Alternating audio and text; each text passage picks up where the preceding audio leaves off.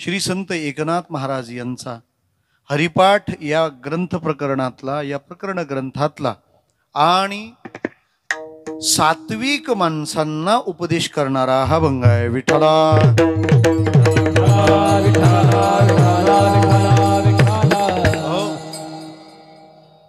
कीर्तन ही दिव्य साधना आज या प्रांगणामध्ये ज्या निमित्ताने संपन्न होतीये त्या निमित्ताचा परिचय अगत्याचा आहे. संत क्षेत्र शिर्डीच्या परिघामध्ये वसलेल्या अनेक पुण्यभूमीपैकी आपलं हे पिंपरी निर्मळ हे गाव आणि या गावात वास्तव्य करणाऱ्या अनेक विविध परिवारांपैकी निर्मळ पाटील परिवारातील कैलासवासी सौ वेणुबाई रामदास पाटील निर्मळ यांचं 11वं आणि कैलासवासी रामदासदादा निर्मळ पाटील यांचं 10वं पुण्यस्मरण आज या ठिकाणी या परिवाराच्या वतीनं त्यांच्या श्रद्धेतून संपन्न होत आहे. पिंपरीला यायचं म्हणजे आम्हाला फार आनंद आहे, बरोबर आहे ना नाना? त्याचं कारण असं आहे, निर्मळ माणसं याच गावात भेटतात. विठ्ठला हो, आमचे निर्मळ नाना असतील, नितीनजी असतील, या सगळ्यांचा आग्रह आणि आपल्या सर्वांचे आध्यात्मिक मार्गदर्शक परमश्रद्धेय प्रेममूर्ती महंत उद्धवजी महाराज मंडलिक यांच्या आज्ञेनं, आग्रहाने आणि नियोजनाने ही सेवा माझ्याकडे आलेली आहे. खरं तर एरवी ते मला सल्ला देत असतात, फार लांबची कीर्तनं घेऊ नका, पण वर्षभरात त्यांचीच 50 एक माझ्या डायरीवर राहतात. मी म्हटलं महाराज तुम्हीच मला सांगितलं की फार लांब जाऊ नका, बरं तुमच्याच एवढ्या तारखा आहेत. महाराजांचं अंतःकरण कसं आहे मला ते आपल्याला सांगायचं आहे की तुम्ही येत राहिलात, आमच्या व्यस्तता असतात, पण आम्हाला आमच्या एखाद्या परिवारात जाता आलं नाही तर तुम्ही जाऊन आले तरी आम्हाला आणि त्या परिवारांना आम्ही आल्यासारखे वाटतो, म्हणून या. विठ्ठला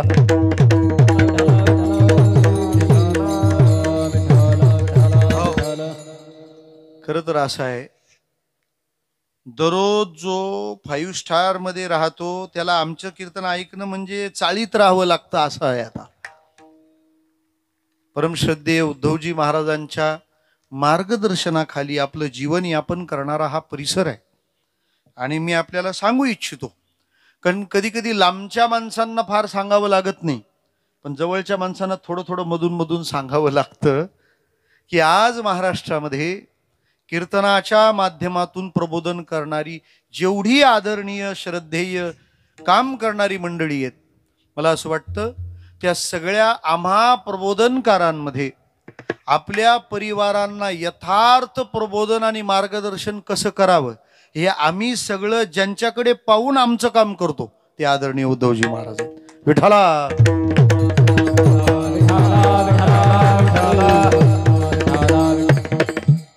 म्हणजे विशिष्ट प्रवृत्तीचा माणूस नसला तर आम्ही फार इंटरेस्ट घेत नाही, ते सोडून देतो, पण त्यांच्या हातात आलेली कोणतीच फाईल वाया जाऊ देत नाहीत ते. म्हणजे 2चा नट खोलायचा असेल तर पाना कितीचा लागतो? 2चाच पाहिजे, 3चा चालणार नाही, 1चा बसणार नाही. 3चा नट असेल तर 3चा पाना पाहिजे, 4चा असेल तर 4चा पाना पाहिजे. एका साईजच्या नटाला दुसऱ्या साईजचा पाना चालत नाही, पण एक पाना असा असतो, तुमचा नट कोणत्याही साईजचा असो, काय म्हणतात त्याला, 85 हा कोणता 68 ऍडजस्टला तुम्ही 68 म्हटलं, जाऊ द्या काय हरकत नाही, असं होतं कधी कधी, काय हरकत नाही काही. पण विनेकरी मदतीला आली हे पहिल्यांदाच झालं. तो जो ऍडजस्ट पाना असतो ना त्याची स्वतःची साईज नसते, तो नट कोणत्या प्रकारचा आहे, तो कुठून ढिला झालाय, तो कसा टाईट करायचा, ते ज्या एकाच पाण्याला जमतं ना तो ऍडजस्ट पाना. तसे आम्ही सगळे कीर्तनकार म्हणजे नंबरचे पाने आहेत, उद्धव महाराज म्हणजे ऍडजस्ट पाना आहे. विठ्ठला महाराजांच्या भाषेत अधिकार तैसा करू उपदेश, अधिकार तैसा करू उपदेश, अधिकार तैसा करू उपदेश, अधिकार तैसा करू उपदेश, हे ओझे त्यास तैसे देऊ, हे ओझे त्यास तैसे देऊ, हे ओझे त्यास तैसे देव. महाराजांच्या मार्गदर्शनाखाली चालणाऱ्या परिवारापैकी हा परिवार आहे. पुण्यस्मरणाचं हे कीर्तन आहे. हे पुण्यस्मरण काय असतं ऐकतो तर दररोज. सामाजिक जीवन जगणाऱ्या माणसाचं शेड्यूलच असं आहे. सध्या सकाळी एक 10 असतो, तो 10 आटोपला का तिथून जाता जाता एक श्राद्ध करायचं, तिथून एखाद्या मंगल कार्यालयामध्ये एखाद्या लग्नाला हजेरी लावायची, जाता जाता संध्याकाळी एखादा वाढदिवस, रात्री कीर्तन करून भंडारा घेऊन घरी. विठ्ठला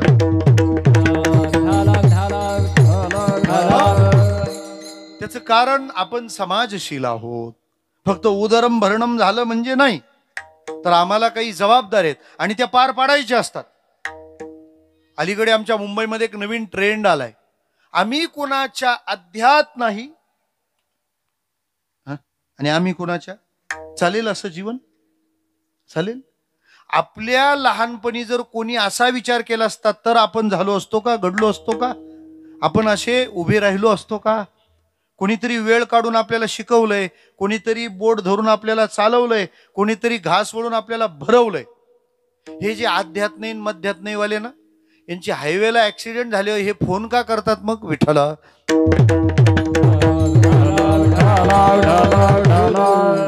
उद्या ऍम्ब्युलन्स वाल्यानी कॉल उचलला आणि तो जर याला बोलला तर आम्ही कोणाच्या आध्यात नाही. चालेल? नाही चालणार. आमच्या मुंबईत एक नवीन मेंटॅलिटी आली, BHK लाईफ. माहिती BHK? एक बिल्डरने मला विचारलंय BHK म्हणजे काय असतं. म्हटलं तुमच्या डिक्शनरीतला आम्हाला का विचारता? तुम्ही काय म्हणता? ते म्हणता बेडरूम हॉल किचन. पण म्हणे नाही, तुम्हाला कीर्तनकारांना काहीतरी शोधण्याची सवय असते. म्हटलं शोधलंय ना. 1 BHK लाईफ म्हणजे काय? बायको हा आणि कार्ट. आणि मग BHKच पाहिजे ना तुम्हाला. B म्हणजे बायको, H म्हणजे हा आणि K म्हणजे कार्ट. गावाकडचं सगळं BHK, नगरला BHK. विठाला हे बघा, वेगवेगळ्या कारणास्तव आपल्याला स्थलांतर करावं लागतं, कुठेही थांबावं लागतं, हरकत नाही.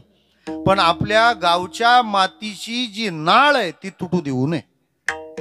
लॉकडाऊन मध्ये सगळ्यांनी गावचीच घरं रिपेअर केलीत. विठ्ठला त्यामुळे पुण्यस्मरण दररोजचं तर आहेच आपल्याला. मग काय शिकायचं काय त्यातून? वेळ तर वाया घालवायचा नाही, 1 मिनिट सुद्धा वाया जाता कामा नाही. का? जे परत भेटत नाही ना ते वापरताना वाया घालवायचं नाही. जे परत भेटतं ना काही अडचण नाही. बघा तुम्ही, भातवाला आला ना तर लोक फार सिरियस नसतात. का? तो परत येणार आहे. वरणवाला असला तर फार सिरियस नसतात. का? वरण परत येणार आहे. पण गुलाबजामच्या वेळेला फार संवेदना असतात. विठ्ठला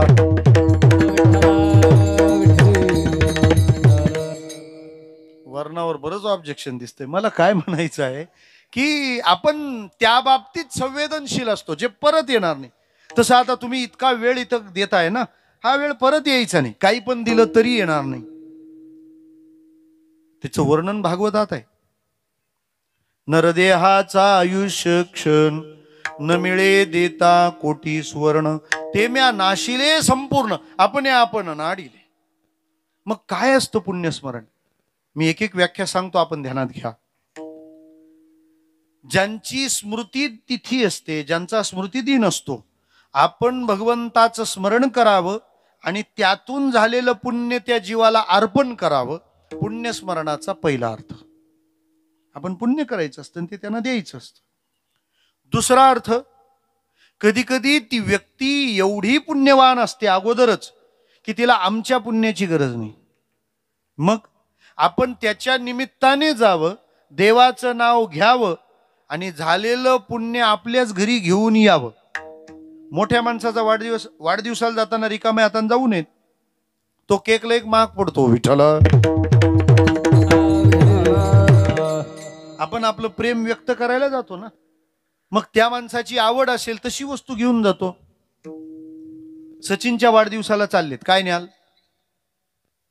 काय न्याल? बॅट घेऊन जाल, एखादा चेंडू घेऊन जाल, कारण वाढदिवस कोणाचा आहे? क्रिकेट खेळणाराचा वाढदिवस आहे ना. तुम्ही ज्या प्रकारच्या माणसाला भेटायला जाल तर त्या प्रकारची वस्तू तुम्ही घेऊन जाता. आणि मला असं वाटतं वस्तू त्या माणसाच्या आवडीचीच न्यावी, नाही तर त्या वस्तूचा अनादर होण्याचा धोका असतो. जर त्याला त्यात रुची नसली तर काय फायदा आहे? मला सांगा, तुम्ही कुंभमेळ्याला जाऊन आले तर तिथून त्रिवेणीचं पाणी जर आणलं तर ते कोणाला दिलं पाहिजे? ज्याला त्यातलं महत्व कळतं त्याला. विठ्ठला,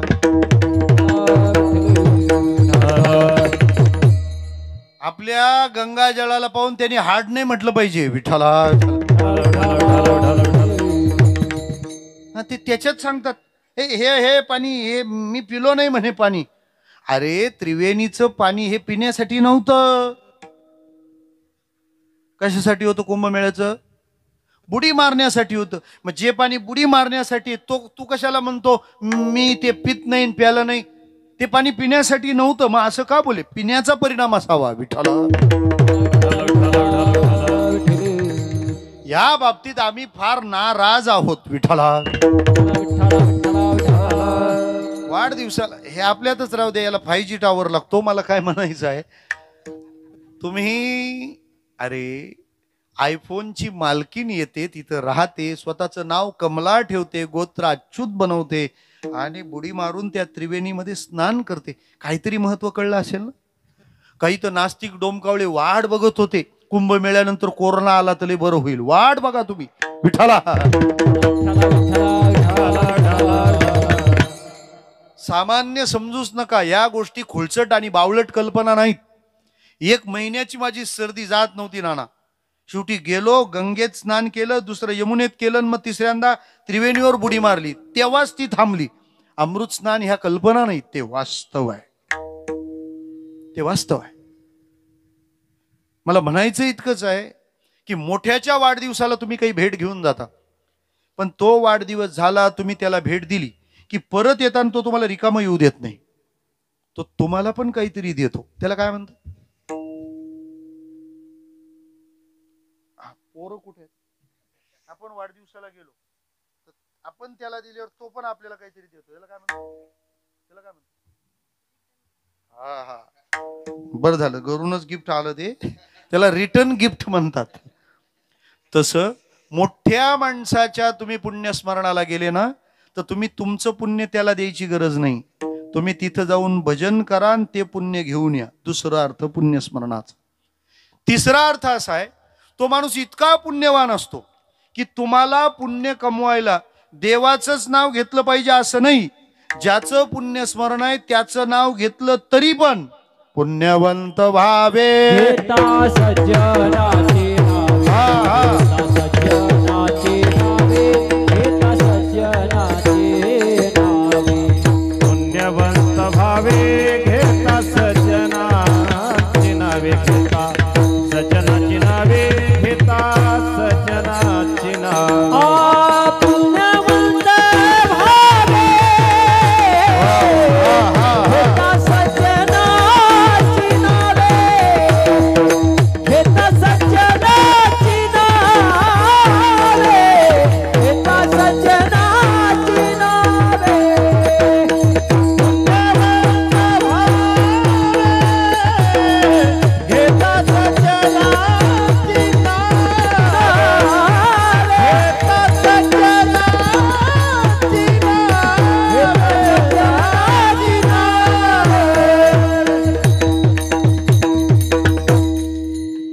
उद्धवजी महाराजांनी टीम सिलेक्ट केली आहे. पुण्यवंत व्हावे घेता सज्जनांची नावे, सज्जनांची नावे घेता पुण्यवंत व्हावे. त्यांचं स्मरण करा, तुम्हाला पुण्य प्राप्त झाल्याशिवाय राहणार नाही. आता कोणी म्हणेल महाराज हे तुमचं भावनिक स्तरावरचं बोलणं आहे. अजिबात नाही. मी नुसत्या भावनेने थांबणारा माणूसच नाहीये. गोंदवलेकर महाराज एक वाक्य वापरायचे, ते म्हणायचे साध्या माणसाने बंधनं श्रद्धेने पाळावीत, पण शहाण्या माणसाने ती समजूनच पाळावीत. हे असं आहे का? आहे ना. त्याला जाणावं. मग एखाद्या सज्जन माणसाचं आपण नाव घ्यावं आणि आपल्याला पुण्य व्हावं. रिलेशन काय, संबंध काय याचा? ऐका, आपण आपल्या जीवनात ते आणि तसं करू लागतो जसं आपल्या समोर असतं. आपण ज्या प्रकारच्या माणसाबद्दल खूप ऐकतो, ज्या प्रकारच्या माणसाबद्दल खूप पाहतो, ज्या माणसाबद्दल खूप बोलतो, आपण एक दिवस त्याच्यासारखेच होतो. याचा अर्थ ज्याचं आम्ही स्मरण करतो आम्ही त्याच्यासारखे होत चाललेलो आहोत हे आपल्याला पताच नसतो, तपासच नाही. मग ज्या प्रकारच्या लोकांचं आपण स्मरण करू तशा प्रकारचं आपलं जीवन बनेल. तुम्हाला माहिती करता सांगतो, बऱ्याच वर्षानंतर पहिल्यांदा 2025 सालचा व्हॅलेंटाईन डे चांगला झाला की ज्यानंतर कोणत्याच विकृत बातम्या ऐकू आल्या नाहीत आणि घाणेरडे प्रकार ऐकू आले नाहीत. पेपरात बातम्याच आल्या नाहीत यावर्षी. असं दरवर्षी होत नव्हतं. खूप घाणेरड्या आणि किळसवाण्या घटना यायच्या. असं का झालं? जर व्हॅलेंटाईन डे दरवर्षी येतो कॉलेजच्या पोरांचा, तर मग यंदाच असं काय झालं की काही वाईट ऐकू आलं नाही? त्याचं कारण आहे 14 फेब्रुवारीला छावा चित्रपट रिलीज झाला. विठ्ठला आणि सगळी तरुणाई राष्ट्रप्रेम धर्मप्रेम या विश्वात गेली. मला असं वाटतं की जर एक फिल्म इंडस्ट्री जरी सात्विक झाली ना, तर संस्कार शिबिर, पोलिसांची कामं, न्यायालयातली कामं सगळे ठप्प होतील. यांना कामच उरणार नाही आहेत. पण इतके हरामखोर आहेत. मला माहिती आहे हा नॉन कॉन्स्टिट्युशनल वर्ड आहे, पण भावनेला घटना कळत नाही. विठ्ठला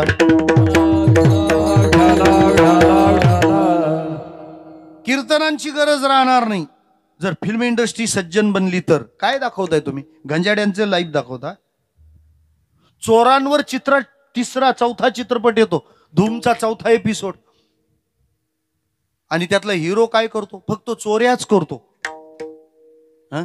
या देशाचा अवघड आहे हो. ज्या देशाचे हिरो गुटखा खायला आणि ज्या देशातले खेळाडू जुगार खेळायला शिकवतात, जंगली कुठले? विठाला चांगलं दाखवा ना. आता ते दाखवायला पण माणूस तसा लागतो. एखाद्या विकीकडेच कौशल असतं. विठाला काय संभाजी राजांचा जीवनपट उभा केलाय. माझी सगळ्या श्रोत्यांना विनंती आहे, तुम्हाला आजच्या काळातलं एक नवं आध्यात्मिक कार्य करायचं असेल तर आपल्या सगळ्या परिवाराला घेऊन आणि थिएटरात जाऊन छावा चित्रपट पहा. आपल्या कपाळाला गंध असला पाहिजे हे कोणी सांगायची गरज त्या दिवशी राहणार नाही. हे तसं घडतं. कशामुळं? तुम्ही ते पाहिलं आणि मग तुम्ही त्याला तसे फॉलो करू लागलात. ज्या व्यक्तीचं पुण्यस्मरण आहे त्याचं जीवन पाहिलं पाहिजे ना. आमच्या रामदास बाबांचं जीवन आपल्या वाट्याला आलेली कर्तव्य कर्म सुव्यवस्थितपणे पार पाडणं. मग वाट्याला ऋषीची परंपरा येऊ नाही तर कृषीची परंपरा येऊ. कांदा मुळा भाजी, कांदा मुळा भाजी, कांदा मुळा भाजी, कांदा मुळा भाजी. अवघी विठाबाई माझी, अवघी विठाबाई माझी, अवघी विठाबाई माझी, अवघी विठाबाई माझी, अवघी विठाबाई माझी, अवघी विठाबाई माझी. हे कांदा मुळा भाजी, वा वा. अवघी विठाबाई माझी, अवघी विठाबाई माझी, अवघी विठाबाई माझी. कांदा मुळा भाजी, अवघी विठाबाई माझी, अवघी विठाबाई माझी, अवघी विठाबाई.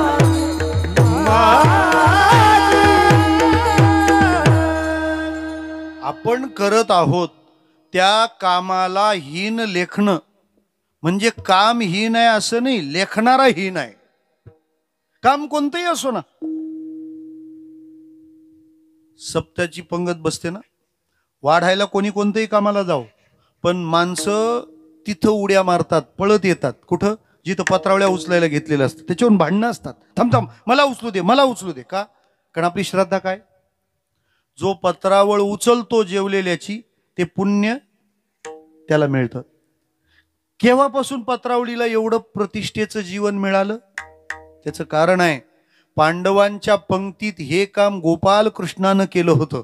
तेव्हापासून त्या कामाचं महत्व लोकांनी ध्यानात घेतलं. याचा अर्थ काम कोणतं आहे हे पाहिलं जात नाही, तुमची त्याविषयीची भावना. आमच्या निर्मळ परिवाराने या शेतीमध्ये नुसता भाजीपाला नाही फुलवला, नुसता मळा नाही पिकवला, त्या मळ्यात विठ्ठल पिकवलाय. भजनाची परंपरा या परिवाराला आहे, पारायणाचा नियम या घराचा आहे, आणि कोणत्याही उत्सवामध्ये सक्रिय सहभागी होणं हे सगळ्यात महत्वाचं आहे. आणि सगळ्यात सोपं सांगू का, पोरांना भजन करा असं शिकवता येत नाही. मी पुन्हा वाक्य बोलतो, पोरांना भजन करा असं शिकवता येत नाही, कारण पोरांनी भजन करण्यासाठी तुम्ही भजन केलं पाहिजे. विठ्ठला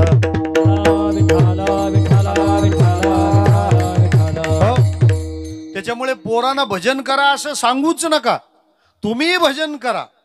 माणसं इतकी हुशार आणि धूर्त झाली आहेत ना, संस्कार शिबिरात पोरांना घालतात. खरी गरज कोणाला आहे? खरी गरज कोणाला? दुसऱ्याच्या मोटरी चोरायला काय पोरं जातात का? विठ्ठला निंदा काय पोरं करतात का?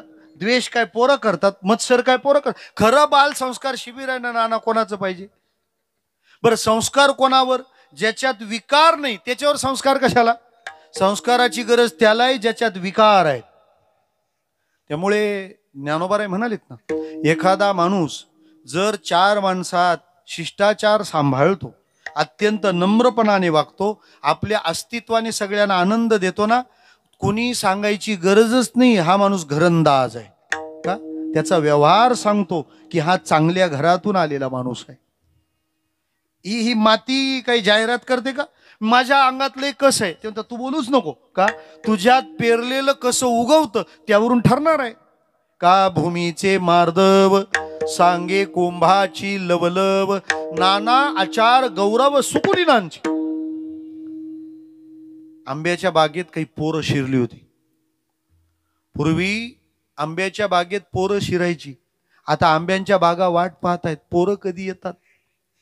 कारण त्यांच्याकडे मोबाईलचा अनुग्रह झालेला असल्यामुळे ते ह्या परंपरेत येतच नाही.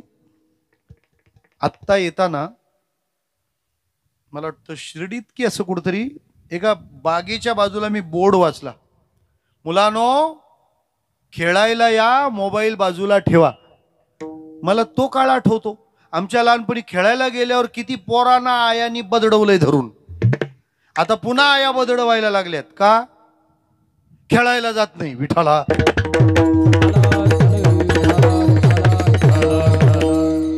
काळ आहे ना घड्याळाच्या लोलकासारखा असतो, इकडं आल्यावर तिकडं जायचं असतं आणि तिकडं गेल्यावर त्याचा इकडून तिकडे असा प्रवास सुरूच आहे. ते पोरं घुसली बागेत आणि कैऱ्या पडायला लागले. त्या बागेचा मालक आला तिथं. महाराज त्यांनी त्यातलं एक पोरग धरलंच पेकटाला. म्हणे काय रे सोन्या करतो, शोभत, लाज वाटते, चल तुला आता बरोबर नेतो आणि बापाच्या हातात देतो, तुला बरोबर मारून मुटकून नीट करील. त्याला धरलं लागला खेचायला. तर तिकडे कुठं चालले? ते म्हणाले तिकडे कुठं म्हणजे घरीच चाललोय. म्हणे पप्पा घरी नाहीत. म्हणे पप्पा घरी नाही, मग कुठे आहेत? ते म्हणाले बाजूच्या आंब्यावर आहेत. विठ्ठला नाना आचार गौरव सुकुलीनांचे. लक्षात घ्या, आपल्यातला सज्जनपणा आणि दुर्जनपणा हा फॉरवर्ड झालेला असतो, पुढून माग असा आलेला राहत होतो. शास्त्र सांगतो आपल्याला, मुलगा जर फार उन्मत्तपणा करत असेल तर तो आईतून उतरलेला दोष आहे. मुलगा जर मूर्ख राहिला तर तो वडिलांमधून उतरलेला दोष आहे. मुलगा जर कंजूस राहिला तर घराण्यातून उतरलेला दोष आहे. आणि मुलगा जर दरिद्री राहिला तर स्वतःतून उतरलेला दोष आहे. चांगलं काय काय असतं? मुलगा जर सुशील आहे, सुशील म्हणजे काय सांगतो तुम्हाला. त्याच्या समोर हायवेला फ्लॉवरचा ट्रक पलटी झाला आणि तरी पण तो त्यातला एकही न घेता घरी आला. विठ्ठला याला सुशील म्हणतात. सुशील असणं म्हणजे काय? माझ्याकडे 4 व्हीलर आहे म्हणून मी लाडकी बहीण नाही. विठ्ठला असं ज्याला वाटतं त्याला सुशील म्हणतात. दुसरं, मुलगा बुद्धिवान आहे, वडिलांकडून उतरलेला गुण. कोणतेही चांगलं काम करायला घ्या की तो त्यात अग्रभागी सेवेला राहणार. निर्मळ नाना तुमच्याकडून घराण्यातून उतरलेला आहे विठाला. मला असं वाटतं की मुंबईला जसा सिद्धिविनायक ना, तसा नगर करता वरद विनायक हा सिद्धिविनायकच झाला. मला काय म्हणायचंय, तिथं आपलं योगदान असलं पाहिजे, ते वाटलं पाहिजे.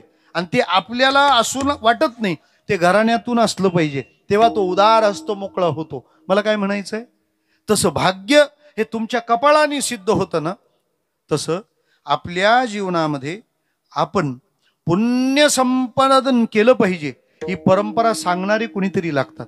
आणि आपली धर्मसंस्कृती फार विशाल हृदयाची. मुक्त व्हायला तुम्ही भगवेच झाले पाहिजेत असं काही नाही. उलट वरून नुसता भगवा झाला तर फार अडचण असते विठ्ठला. मग आमचं शास्त्र काय म्हणतं माहिती, देखे अनुक्रमा आधारे जे कर्म होय आचरे तो मोक्ष तेने व्यापारे निश्चित ठाके. तुमच्या वाट्याला आलेली कर्तव्य कर्म तुम्ही भगवंताची सेवा म्हणून केली आणि पुन्हा भगवंताला ती समर्पित केली, मग तुमचं भोजन सुद्धा भजनच आहे. काय दृष्टिकोन आहे हो. तुम्ही जेवतात ते जेवण नाहीये. उदर भरण नोहे जाणीजे यज्ञ कर्म. आणि अशा दृष्टिकोनातून आपल्या प्रपंचाला आणि समृद्ध परिवाराला हे वळण देत, संस्काराचे धडे देत, या परिवाराने आपल्या जीवनाला ईश्वरात समर्पित केलंय. आणि त्या परिवाराचं सामाजिक आध्यात्मिक योगदान, त्याचा परिणाम ही जमलेली माणसं नाही आहेत, या परिवाराने कमावलेलं हे प्रेम आहे विठ्ठला. हो, या पुण्य स्मरणार्थ गायलेला अभंग नाथांचा आहे. हरिपाठ या ग्रंथातला आहे. मी या अभंगाचा परिचय करून देताना आपल्याला एक वाक्य सांगितलंय की महाराज या अभंगात सात्विक लोकांना उपदेश करतात. ते म्हणाले याच्यात कुठे लिहिलंय का सात्विक लोकांसाठी आरक्षण, असं काय आहे? मग तुम्ही कसं काय गेसिंग करता की हा अभंग सात्विक लोकांना? हो ना, हा अभंग सात्विक लोकांना आहे. याचं कारण याचं अध्यारूत म्हणजे सोपं सांगतो तुम्हाला. समजा एखादा माणूस फोनवर बोलतो, एखादा माणूस फोनवरच बोलतो, आता त्याला वेळच नाही ऑफलाईन, तो ऑनलाईनच असतो. घरातली माणसं टकामका त्याच्याकडे पाहत राहतात आणि तो मात्र गुंतलेला असतो ऑफिसात. आपल्याला वितरण आणि त्याचं वर्गीकरण जमलं पाहिजे, डिस्ट्रीब्युशन करता आलं पाहिजे, सगळ्याला न्याय देता आला पाहिजे. जेव्हा तो फोनवर बोलतो ना, तेव्हा आपल्या समोर तो बोलत असतो, पण तो ज्याच्याशी बोलतो तो तर आपल्या समोर नसतो. पण हा जे वाक्य बोलतो ते आपण ऐकून तिकडून तो काय बोलत असावा हे गेसिंग करू शकतो का नाही? याला अध्यारूत म्हणतात. नाही कळलं तर आणखी सोपं सांगतो. हा इकडून सांगतो, नाही नाही आता तब्येत एकदम मस्त आहे, म्हणजे तो तिकडून काय बोलत असावं, तब्येत कशी आहे विठाला.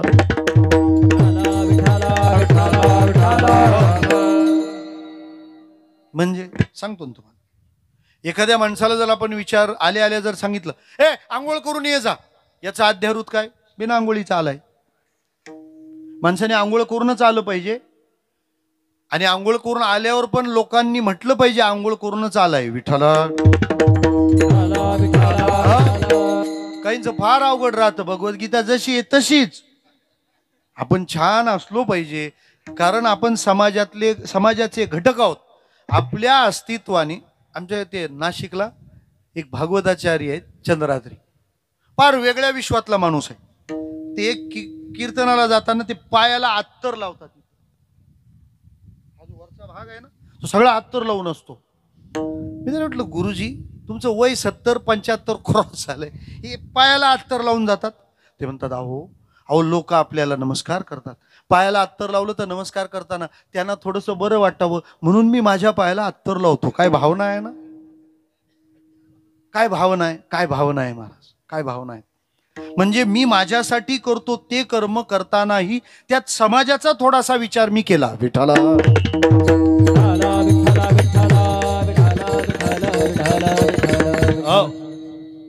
म्हणजे मी योगेश भाऊला फोन केला काल. फोन करेपर्यंत ते म्हणाले तुम्ही 23 तारखेला निर्मळ पिंपरीला येत असाल आणि मग मुक्कामाला शिर्डीत या. झालं, मला काही कामच नाही. हे मोठ्या माणसाच्या पठडीत तयार झालेली माणसं अशीच राहतात. विठ्ठला हो, मला म्हणायचं काय आहे की इतका विचार माझा असला पाहिजे ना. आंघोळ करून ये हे कोणाला म्हटलं जातं? जो तसा चालाय त्याला. हे त्यातला अध्यारूत आहे. तसं हा उपदेश सात्विक माणसाला आहे. कशावरून कळतं? त्यातल्या शब्दांवरून. साधारण माणसं 3 प्रकारची आहेत. प्रकाराचे 3 तुका म्हणे केले जन. मग सात्विक, राजस आणि तामस 3 प्रकारचे लोक आहेत. असतात सगळीकडे 3 प्रकारचे आहेतच. कीर्तनात सुद्धा 3 प्रकारचे लोक आहेत. कशी सांगतो ना तुम्हाला, डेमो तो देना पडेगा. कीर्तनातून फोन करतात ना कीर्तनात, ते पण 3 प्रकारचे असतात. पहिला प्रकार, कीर्तन सुरू झालं का. दुसरा प्रकार, चाल झाली का. त्यांना काही जीएसटी वाटतो काय काय माहिती, तरी 18 मिनिटं नाही चालत. आणि तिसरा एक फोन असतो, कीर्तन मोडलं का. त्याला सांगायचं मोडलं, फार टिकले टिकले झाले, ये आता विठ्ठला. प्रकाराचे 3 तुका म्हणे केले जन. 3 प्रकारचे लोक आहेत या जगात. सत्वगुणी, रजोगुणी आणि तमोगुणी. ज्या प्रकारचे लोक आहेत त्यांना त्याच प्रकारचा उपदेश केला पाहिजे. विरुद्ध उपदेश हानी करतो. एका आईच्या बाळाला उलट्या व्हायला लागल्या. उलट्या म्हणजे आईचं दूध प्यायलं तर त्याची पण उलटी व्हायला लागली. पचन संस्थेवर इतका विपरीत परिणाम झालेला. मग तिने शेजारणीचा सल्ला घेतला. मदतीला ती येते किंवा ती मदतच करते असा आपला समज आहे. विठ्ठला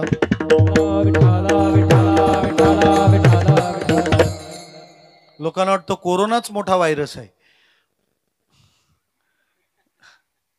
तिची मदत घेतली तिने. काय म्हणे, अगं हे माझं बाळ उलटी करतंय, काय करू, याला दुधाच्या उलट्या होऊ लागल्यात. एक काम कर म्हणे, त्याला जर दुधाची उलटी होत असेल आणि दूध पचत नसेल तर रसमलाई पाज. आता ज्याला दूधच पचेना, ज्ञानोबाराय म्हणतात, जे सायासे स्तन्य सेवी ते पक्वान्य केवी जेवी. त्याला जमेल असंच दिलं पाहिजे ना. कीर्तन कसं केलं पाहिजे का, की लोक झोपली पाहिजेत. बरोबर आहे.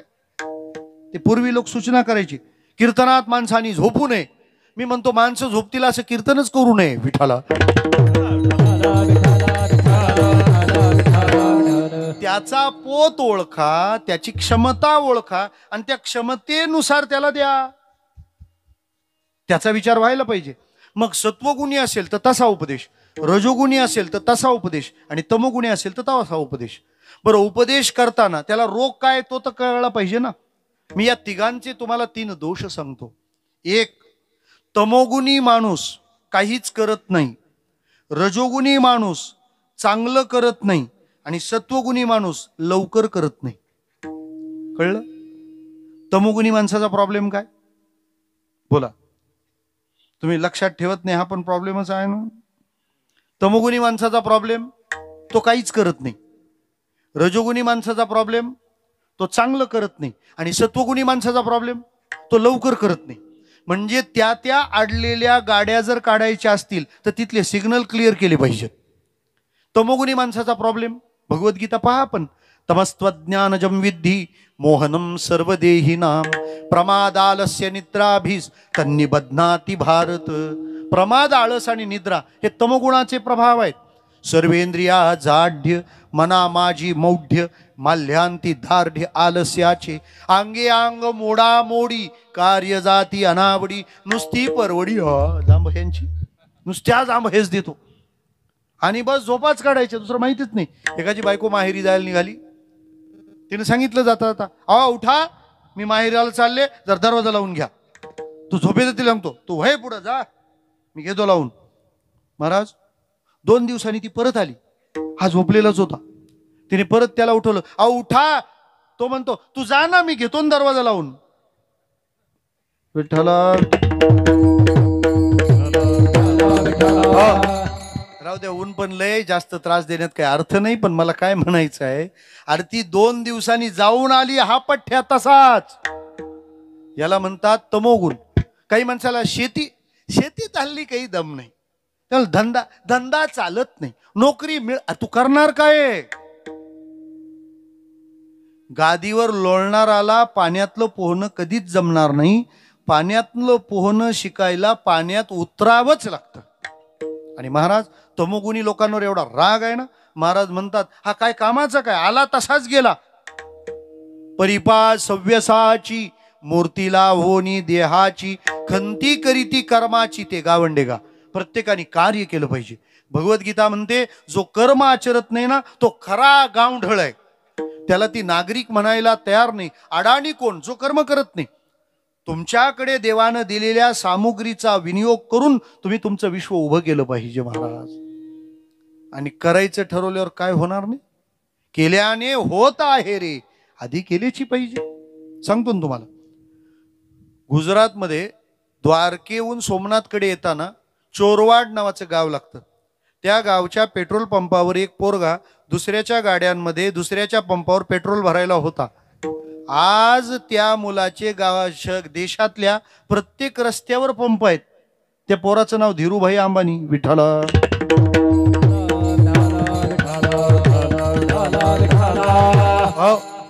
सगळेच अंबानी होणार नाही, पण इतका धीर धरणं बरं नाही. मला म्हणायचं एवढंच आहे, मला कर्म करायचं आहे, मला कर्म करायचं आहे. त्यामुळे तमोगुणी माणसाला सांगतात बाबा तू काहीतरी कर, भले चुकीचं का होईना. नाही राम राम म्हणतायत पण मरा मरा तरी म्हण, उलट का होईना. वाल्याला कर्मयोगात आणलं की नाही, मरा मरा मरा मरा 3 मरा इज इक्वल टू 2 राम. तमोगुणी माणसाला करायला सांगितलं पाहिजे. आज आळसाकडे वळणारा वर्ग इतका, आणि बिचारे करतील तरी काय, 8 पिढ्यांना पुरेल एवढं कमवून तर ठेवलंय. मला काल एकाने पाठवलं, दररोज 8 कोटी रुपये संपवले तरी अंबानीची संपत्ती 314 वर्ष पुरेल. विठ्ठला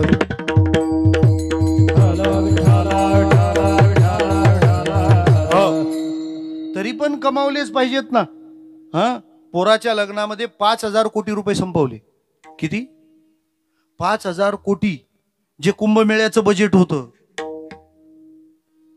5,000 कोटी रुपये काय, ते तर 5,000 कोटी रुपये संपवलेत ना. इतकं संपवलं शेवटी जड गेलंच ना. कारण त्याच्या पोराचं लग्न झाल्यापासून जिओची रेट वाढली. विठ्ठला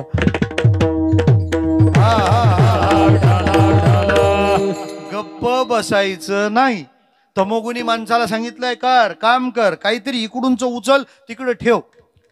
मला सांगा, मिलिटरीला काहीच कारण नाही तरी सकाळी रोज धावायला लावतात. इकडचा खड्डा खोदायचा, तिकडचा बुजवायचा. का? जर ते धावणं आणि खड्डे खोदून बुजवणं जर ठेवलं नाही तर आळसावलेलं शरीर युद्धात कामाला येणार नाही. श्रोते हो, एक वाक्य लक्षात ठेवा, अंगाला लागलेली कष्टाची सवय जेव्हा मोडते तेव्हा अंगाला फक्त हरामाचीच सवय लागते. विठ्ठला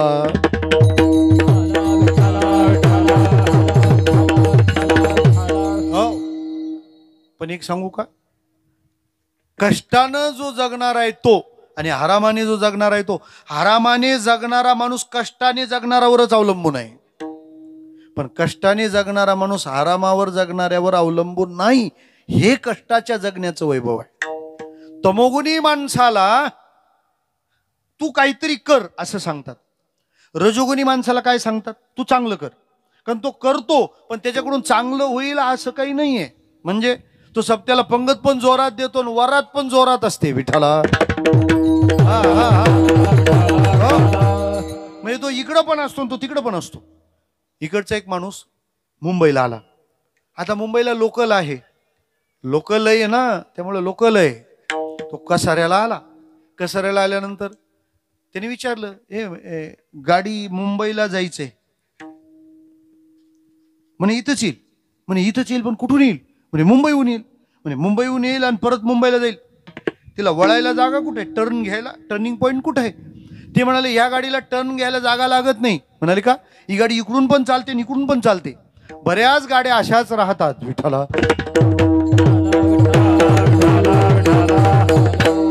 गावात हरी कीर्तन असलं तरी पुढंच आणि चिंगणन असलं तरी संत म्हणतात अरे बाबा जर करणारच आहे ना आता मग चांगलं केलं पाहिजे. ऐसे का हो न करा काही पुढे नाही नाश जा पुढे नाही नाश जा पुढे नाही नाश जा ऐसे काही न करा काही पुढे नाही नाश जा नाही नाश जा पुढे नाही नाश ऐसे का हो न करा काही पुढे नाही नाश जा पुढे नाही नाश जा पुढे नाही नाश जा ऐसे का हो न करा काही पुढे नाही नाश जा पुढे नाही नाश जा पुढे नाही नाश जा ऐसे का हो न करा काही पुढे नाही नास जा. तुम्ही असं का करत नाही? रजोगुणी माणसाला सांगतात चांगलं काम कर, जाता जाता चांगलं कर. श्रोते हो, तुम्ही तुमच्यासाठी केलेलं आणि समाजासाठी केलेलं सुखद कोणतं ठरतो परिणामाला? नाही कळलं? अगदी सोपं सांगतो. गोदावरी माता वाहते ना आपली, आपल्या महाराष्ट्राचं ते तर वैभव आहे. ही गोदावरी माता वाहते, हिचं पाणी जागोजागी आपण अडवतो. गंगापूरला अडवलं, नांदूर मधमेश्वरला अडवलं, जायकवाडीला अडवलं, चाललंय पुढे. यातून उरलेलं वाहणारं पाणी कुठं जातं? समुद्राला. आणि धरणाचं पाणी कालव्यातून शेतात उतरवलं की कुठे येतं ते? द्राक्षाला, ऊसाला. बरोबर आहे? आपल्या तटावरचे मळे फुलवणं हा गोदावरीचा परमार्थ आणि समुद्राला जाऊन मिळणं हा गोदावरीचा स्वार्थ. आता ऐका, जे पाणी वाहत वाहत स्वार्थ म्हणून समुद्राला मिळालं, गोदावरी मातेचं ते पाणी चवीला कसं झालं? खारट. आणि जाता जाता परोपकार म्हणून जे पाणी तिने ऊसाला दिलं तेच पाणी ऊसात येऊन काय झालं? मग स्वार्थाचं गोड होतं का परमार्थाचं गोड होतं? विठ्ठला.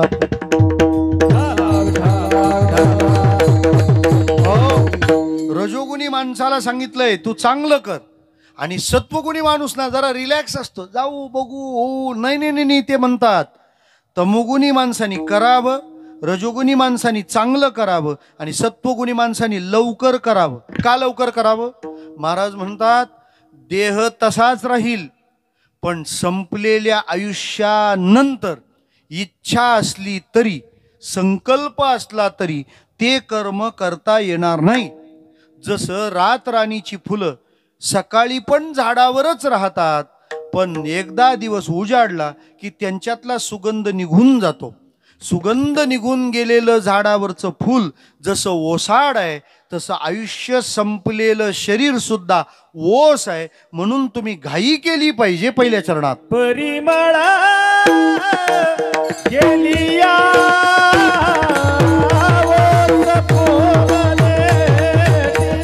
परिमळ गेलिया फुल देते परिमळ गेलिया फुल देती परिमळ गेलिया फुल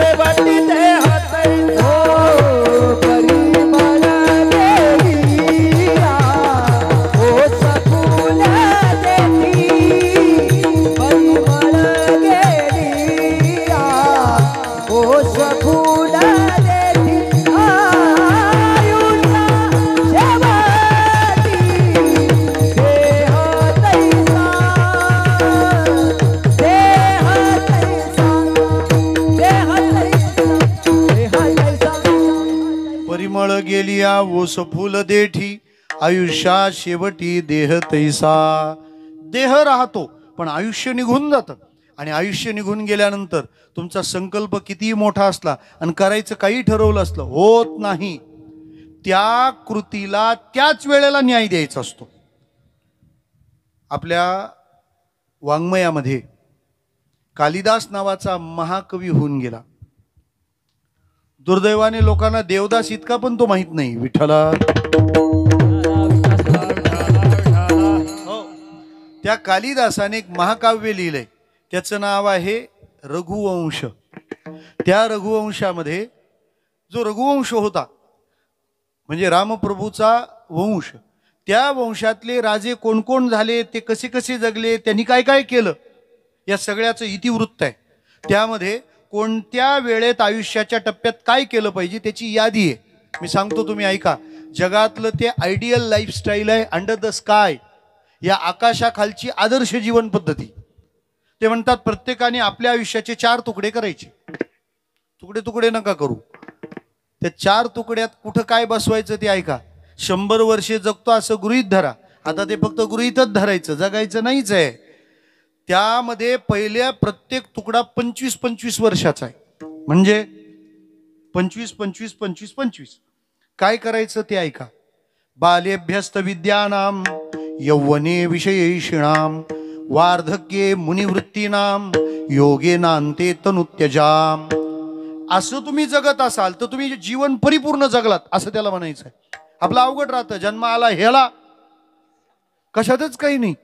आला दिवस देवाचा आणि पोटभर जेवायचा, उरलं काहीच नाही. विठाला, माणसाचं जगणं भरीव असलं पाहिजे, तेव्हा त्याच्या जाण्याने पोकळी होते. आता कोणी पण गेल्यावर लोक म्हणतात त्यांच्या जाण्याने फार मोठी पोकळ आहे ते. विठ्ठला,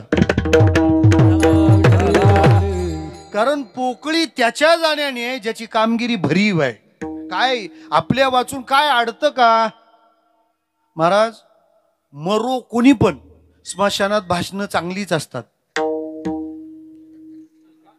म्हणजे आता समजा मी गेलो म्हणजे काय, जाणारच आहे आपण. ते पण कधी जाणार याचा काही तपास नाही. आपण लय डेअरिंगने 2-2 वर्षाच्या तारखा घेतल्या. विठ्ठला,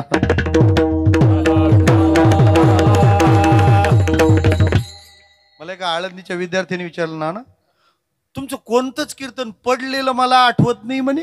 आता कीर्तन पडतं काय हा वेगळा विषय आहे, मला त्याच्यात नाही पडायचं. तो कोणतंच कीर्तन पडलं का नाही. म्हटलं आपण प्रत्येक कीर्तन लास्टचं म्हणूनच करतो. विठ्ठला,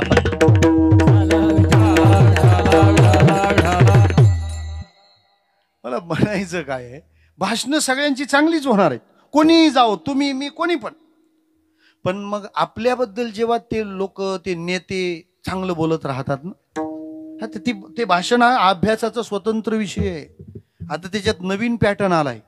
जो गेलाय त्याच्याबद्दल एकच वाक्य बोलायचं, स्वतःबद्दल 3 वाक्य बोलूनच तो बसतो. विठ्ठला, याच्या वतीने त्याच्या वतीने ते वतीने म्हणजे आपली काय पत आहे ती तो दाखवतो. विठ्ठला, महाराज, स्वतःला लपवण्यात आनंद आहे. सुदाम्याचे पोहे देवाने काय हिसकावून खाल्ले, त्यांनी लपवले होते म्हणून. आपलं हाय नाही ते गळ्यात घालूनच हिंडतो. बियाला सुद्धा त्याच कोंब फुटतो जे बी स्वतःला मातीत लपवतं. विठ्ठला,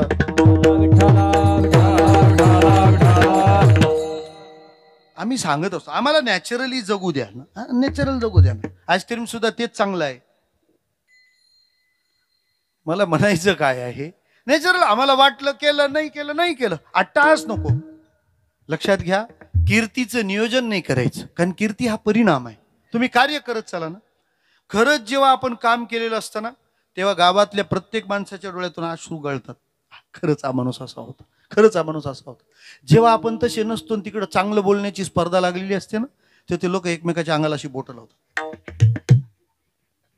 तो मेलाय आणि एक खाली खसखस पिकते. पा काय चाललंय बघा, पा फेकाफेकी, त्यांना मत पाहिजे, बऱ्याच भानगडी राहतात. आपण मेल्यावर असं आपल्या वेळच्या भाषणात होता कामा नये, ही आजपासून आपण काळजी घेतली पाहिजे. ते तिकडं म्हणतात हे फारच मन मिळावू, ह्या क्या भानगडी यांनीच लावलेली असतात. हिच्यामुळे आमच्या परिवारात सलोखा वाढला. अख्खी जमलेली लग्न हिनेच मोडली. विठ्ठला मला म्हणायचं काय की त्या काळात ते काम आमच्याकडून चोख पार पडलंच पाहिजे. हे टप्पे जगण्याचे आणि त्या टप्प्यात ते झालंच पाहिजे. नाही तर मग परिमळ गेली या ओस फुल, मग फुल ओस. कुठल्या टप्प्यात काय करायचं आहे का? पहिल्या टप्प्यात ज्ञान कमवा, दुसऱ्या टप्प्यात संपत्ती कमवा, वैभव कमवा, तिसऱ्या टप्प्यामध्ये विरक्ती कमवा आणि चौथ्या टप्प्यात अनासक्त होऊन जगाचा निरोप घेऊन देवाला मिठी मारा. विठाला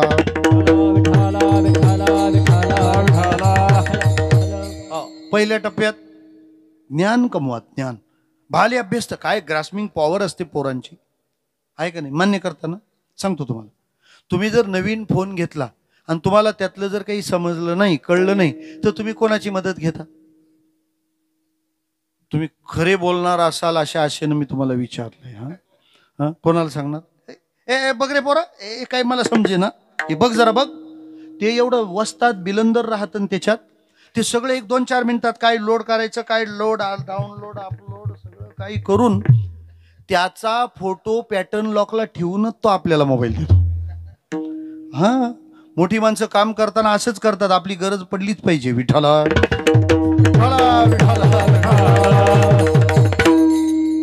हे त्यांना कुठून सुचतं? कारण ग्रास्पिंग ते रिसिव्हिंग पॉवर जबरदस्त आहे. काही ते पटकन शिकू शकतात. आणि काय पोरं इतके ॲडव्हान्स आहेत, इतकं झपाझप पुढे चालतात. बालपणामध्ये विद्याभ्यास ग्रहण करावा. दुसरं यौवने विशेषणाम, तारुण्यामध्ये संपत्ती समृद्ध करा. एक बंगल्यावर का थांबता, 5 होऊ द्या. एक फॅक्टरीवर का थांबता, 5 फॅक्टऱ्या होऊ द्या. स्वतःला मॅक्सिमाइज करा. श्रोते हो, हा कृष्णाने दिलेला निरोप आहे. ज्याला जीवनातल्या सगळ्या समस्या संपवायच्या आहेत ना, त्यांनी स्वतःला वाढवा. काली आणि वेटावळे दिले होते ना कोणाला? कृष्णाला. डोहात असताना गुंडाळलं होतं. असं क्षणभर सगळ्यांना वाटलं की हा कृष्ण गेलाच आता. आई माग सरकली होती, मागे सरे माय पाऊला पाऊली. बाकीचं कोणाचं काय? कृष्णाने त्यावेळेला एकच उपाय केला. कोणता? स्वतःचं शरीर वाढवलं. त्याला म्हणतात मॅक्सिमायझिंग लाईफ. कृष्णाने स्वतःला वाढवल्यामुळं ज्या कालियाने वेटोळे दिले होते ना, त्याचे मणी तुटले आणि त्याची पकड ढिली झाली. आपल्याही आयुष्यात संकट आपल्याला कधी कधी वेटोळे देतात. विषाची बाटलीन गळफासाचा दोर हा उपाय नाही श्रोत्यांनो. काय करा? स्वतःला वाढवा. तुम्ही स्वतःला वाढवलं की समस्येची पकड ढिली होते. सांगतो ना तुम्हाला. समजा गायकाला टेन्शन, गायकाला नाही आहे टेन्शन, यांच्यामुळे मला येत आहे. गायकाला टेन्शन आलं तर त्यांनी काय केलं पाहिजे? त्याने आणखी गायनच केलं पाहिजे. मॅक्झिमायझिंग लाईफ. वाजवणाऱ्याला काय टेन्शन यायचं आहे, त्याला जर टेन्शन आलं तर काय केलं पाहिजे? आणखी वाजवतच राहिलं पाहिजे. कीर्तनकाराला टेन्शन येता कामा नये.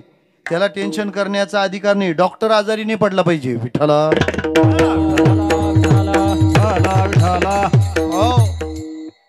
गृहिणीला आजारी पडण्याचा अधिकार नाही.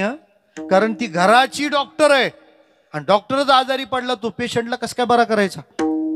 कीर्तनकाराला जर टेन्शन आलं तर त्यांनी काय केलं पाहिजे? कीर्तनच केली पाहिजेत. बरोबर आहे की नाही? नाही कळलं? आणखी सोपं सांगतो. दारू पिणाऱ्याला टेन्शन आल्यावर तो काय करतो? हा मग आता हे इतकं सोपं होतं. मी उगाच आपलं इकडं जा तिकडं जा, हे का खेत काळ सांग. विठ्ठला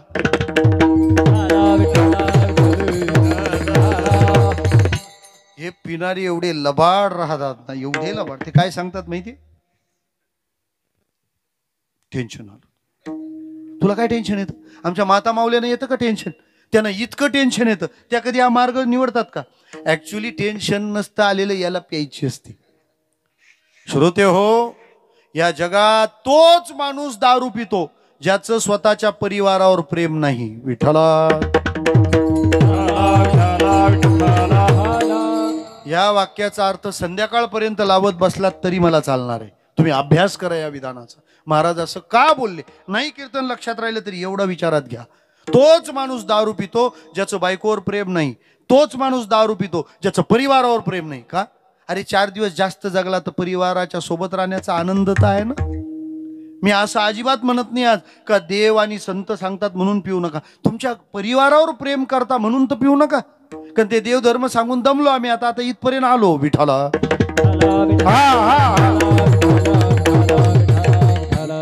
मॅक्झिमायझिंग लाईफ, तारुण्यामध्ये विस्तार पाहिजे. आमची दुसरी कुठेही शाखा नाही. कशाला पाहिजे ते? तुम्ही सगळीकडे पसरा, स्वतःला स्प्रेड करा तारुण्यात.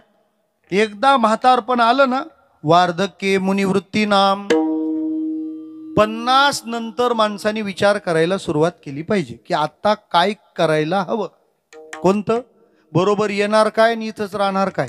म्हणून 50 नंतर जो वयाचा आकडा येतो त्याला काय म्हणतात? 51. म्हणजे घरात तू एक्का असलास तरी आता एक्का वन, आणि नाही तो गेला तर मग पोरं म्हणतात 52. बा तरी पण मग पोरं 54 देतात विठ्ठला. गोंदवलेकर महाराजांकडे एक जण गेला. तो म्हणाला, महाराज मुलगा सांगून ऐकत नाही. महाराजांनी त्याला विचारलं, आपलं वय किती? तो म्हणाला 70. महाराज म्हणाले, मग आता सांगायचं बंद कर विठ्ठला. महाराज भूक नसताना खायला घातल्यावर काय होतं? अपचन होतं, उलटी होते, काहीतरी होतं ना. मग जिथे आपल्या शब्दाचं मोल नाही तिथं टाकलेल्या शब्दाचं पण अपचनच होणार आहे. थांबा ना जरा, थोडी भूक लागू द्या, मग येऊ द्या ना. वार्धक्ये मुनिवृत्तीना, मननशील झालं पाहिजे. आणि योगेनांते तनुत्यजाम, हे शरीर सोडताना तो कशात आसक्त नसतो. तो देवाला सांगतो, देवा आता बस तुझीच वाट पाहतो. आपुल्या माहेरा जाईन मी आता, निरोपया संता हाती आला. तुम्ही सनकाधिक संत, मनविता कृपावंत. वाडवेळ झाला उभा पांडुरंग, वाडवेळ झाला उभा पांडुरंग, वाडवेळ झाला उभा पांडुरंग, वाडवेळ झाला उभा पांडुरंग. वैकुंठासी रंग बोलावितो, वैकुंठासी रंग बोलावितो, वैकुंठासी रंग बोलावितो. असं माणसाने मरता आलं पाहिजे. आपण जगताना मरत मरत जगतो. संत मरण जगलेत. आपण जगताना मरतो, ते मरतानाच जगलेत. यासाठी केला होता अट्टास, शेवटचा दिस गोड व्हावा. जगण्याची कला धड नाही, मरण सुद्धा जगता आलं पाहिजे. मी तुम्हाला सोपं विचारतो, विमान चालवतो त्याच्या ड्रायव्हरला काय म्हणतात? पाहिलं. त्याला विमान उडवता आलं पाहिजे का उतरवता आलं पाहिजे? एकच आलं तर उडालं विमान, आणि उतरवता येत नसेल तर मग तुकोबा यायच्या नंतर आपलाच नंबर आहे विमानाचा. संसार धरता आला पाहिजे, सोडता आला पाहिजे, आणि त्या त्या टप्प्यात तो तसा करता आला पाहिजे. महाराज म्हणतात, त्या काळात करायची गोष्ट त्या काळात केलीच पाहिजे. नाही तर तो काळ निघून गेला मग होणार नाही. दान धर्म सत्कर्म सगळ्या तिजोरीच्या चाव्या आपल्याच कमरेला आहेत तोपर्यंतच करायचं. बायको ज्या दिवशी देणगी देताना डोळे वटारील त्या दिवशी सप्त्याची पावती फाडायची नाही विठाला.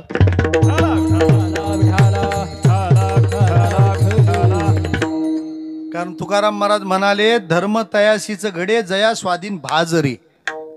त्याचा एक काळ आहे आणि त्याच काळात ते केलं पाहिजे. भजन केव्हा करणार? नामस्मरण केव्हा करणार? वारी केव्हा करणार? गुडघे व्यवस्थित आहेत तोपर्यंत. एकदा गुडघे दुखायला लागल्यावर मग वारी नाही, मग एसटीत जायची वारी आहे. वारी नाहीच आहे. मग महाराज महाभारतातली एक गोष्ट आहे, थोडं महाभारतात जाऊन भारतात परत येऊ. एक ब्राह्मण त्याच्या मुलीच्या लग्नाकरता मदत म्हणून मागत फिरत होता. तो याचना करत गेला धर्मराजाकडे. रात्रीची वेळ होती. धर्मराजाला सांगितलं, म्हणे मला जरा मदत हवी आहे, आपण काही सहाय्य करा. धर्मराज म्हणाले, आता उशीर झालाय, तू उद्या सकाळी. झालं. तो ब्राह्मण उद्या सकाळी यायचं म्हणून तिथून निघाला. रस्त्यामध्ये भीमदादा दिसले. भीमदादाने विचारलं, कुठं गेले होते? जय हरी कुठं गेले? ते म्हणाले, तुमच्या राजाकडे, दादाकडे, धर्मराजाकडे गेलो होतो. म्हणे कशासाठी? म्हणे मुलीचं लग्न आहे, जरा मदत हवी होती. म्हणे मग काय झालं? नाही, दादा म्हणाले उद्या सकाळी या. बरं म्हणे, चला मी तुमचं काम आताच करून देतो. त्या हस्तिनापूर नगरामध्ये एक घंटा होती. काही अद्भुत आणि आश्चर्यकारक घडलं का लोक ते वाजवायचे. बरीच वर्ष कोणीच वाजवली नव्हती, कारण अद्भुत काही घडलं नव्हतं. भीमदादा तिथे गेले आणि ती घंटा जी वाजवायला सुरुवात केली, ठणाठण ठणाठण अख्खा हस्तिनापूर गोळा झालं. बरं, घंटा वाजवायला कोण आहे? भीमदादा. म्हणजे काहीतरी तथ्य आहे. स्वतः धर्मराज उठून आले. झालं काय? भीमदादा घंटा वाजवतोय. म्हणे काय झालं? म्हणे आश्चर्य आहे, आश्चर्य. म्हणे काय आश्चर्य आहे? म्हणे कधीच घडणार नव्हतं ते आज घडलं. अरे घडलं काय? तो म्हणाला, दादा, माझ्या दादाने आज काळावर विजय मिळवला. धर्मराज म्हणले, मी काळावर विजय मिळवला? ह्याला कोणी सांगितलं? म्हणे मग हा ब्राह्मण म्हणतो. म्हणे कसं काय? हा तुमच्याकडे मदत मागायला आला तेव्हा तुम्ही याला काय सांगितलं? तू उद्या सकाळी ये. याचा अर्थ उद्या सकाळपर्यंत मी जिवंत राहीन ही काय आहे? तुम्हाला खात्री. तुम्हाला ती खात्री आहे म्हणूनच तुम्ही हे आज करायचं काम उद्यावर ढकललं ना. धर्मराजाच्या काय लक्षात आलं? फार शहाण्यासी अति सांगणे न लगे. शहाण्याला शब्दाचा मार. त्याने त्या ब्राह्मणाला तात्काळ बोलवलं, त्याला हवी ती मदत केली आणि भीमदादा समोर कान पकडले. पुन्हा असं होणार नाही. मला काय म्हणायचंय, आपण तर परमार्थ सहजच उद्यावर टाकतो. लोकांना विचारलं ज्ञानेश्वरी कधी वाचणार, तो रिटायर झाल्यावर. विठाला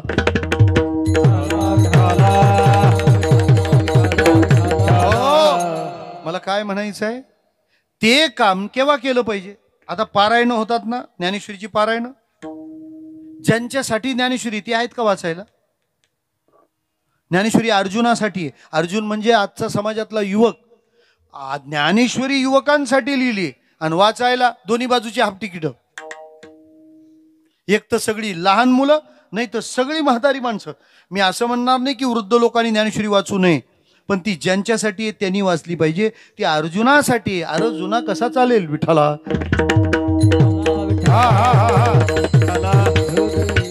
ते काम जेव्हाच्या तेव्हाच केलं पाहिजे. परमार्थ कुठपर्यंत? त्या काळाने आपलं आयुष्य मोजायला घेतलेलं आहे ते मोजायच्या आत झालं पाहिजे. दुसरं चरण. घडी घडी काळ वाट याची